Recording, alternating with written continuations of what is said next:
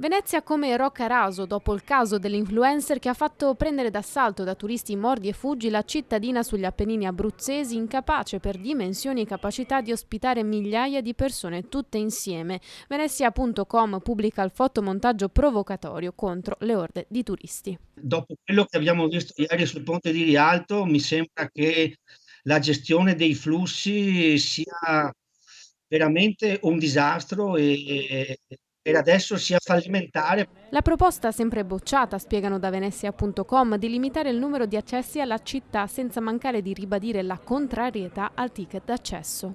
E abbiamo sempre detto che Venezia in quei giorni incasinatissimi deve essere bloccato l'accesso alle persone. Lo chiamerei numero massimo, esprime proprio un numero che se viene superato la città si congestiona e stiamo male tutti. Da cittadino sono un po' basito nel vedere che noi in quei giorni siamo bloccati in casa. Non solo una questione di vivibilità della città per i residenti, ma soprattutto di sicurezza. Quelle persone che ieri erano bloccate sul ponte di Rialto sono un potenziale pericolo, perché, vi ricordate quello che è successo in Corea qualche anno fa o a Torino dopo una partita della Juventus, mi sembra?